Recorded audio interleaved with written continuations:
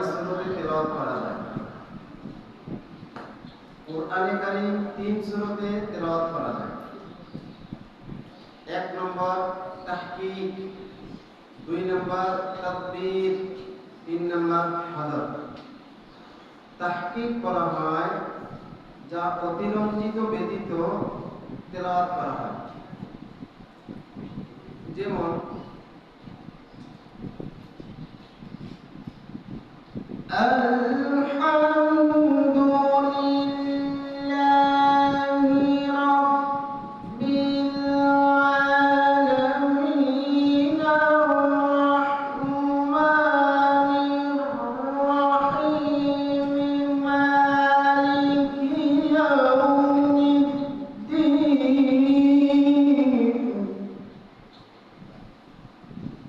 এভাবে করে বিশ্বের বড় বড় কারীরা তেলাওয়াত করে থাকে।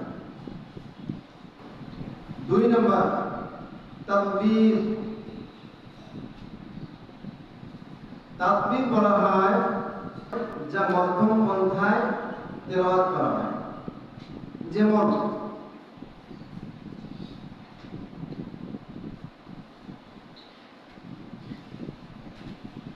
আলহামদুলিল্লাহি রাব্বিল আলামিন আর-রাহমানির রহিম মালিকি ইয়াউমিদ্দিন ইয়্যাকা না'বুদু ওয়া ইয়্যাকা নাস্তাঈন ইহদিনাস সিরাতাল মুস্তাকিম صراط الذين أنعمت عليهم غير المغضوب عليهم ولا الضالين।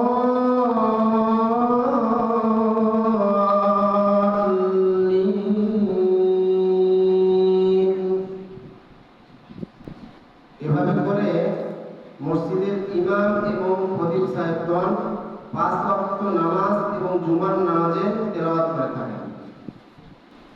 3 নম্বর হাদর করা হয় যা হরফের উচ্চারণ ঠিক রেখে হরফের উচ্চারণ স্পষ্ট করে দ্রুত তেলাওয়াত করা হয়, যেমন আলহামদুলিল্লাহি রাব্বিল আলামিন আর-রাহমানির রহিম মালিকি ইয়াউমিদ্দিন ইয়্যাকা না'বুদু ওয়া ইয়্যাকা নাস্তাঈন ইহদিনাস সিরাতাল মুস্তাকিম সিরাতাল লাযীনা আন'আমতা আলাইহিম গায়রিল মাগদুবি আলাইহিম ওয়ালাদ-দাল্লিন।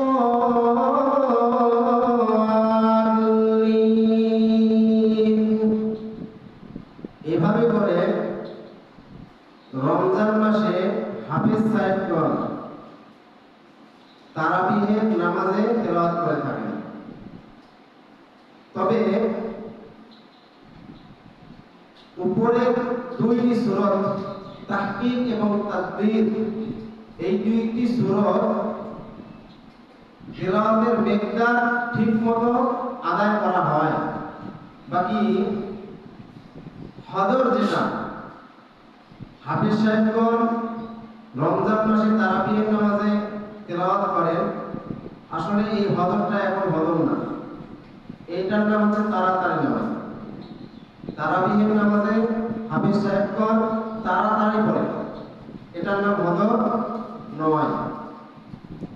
হাফেজ সাহেবগণ যেভাবে তারাবিতে হদর তেলাওয়াত করে থাকেন, এই হদরে স্পষ্ট করে হরফগুলো বোঝা যায় না, শোনা যায় না।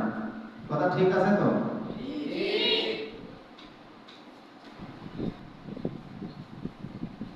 এবার আসি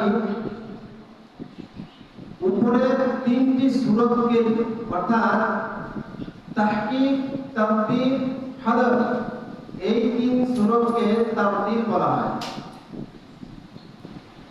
কেননা এই 3 সূরা তাসবিহ সহকারে তেলাওয়াত করা হয়,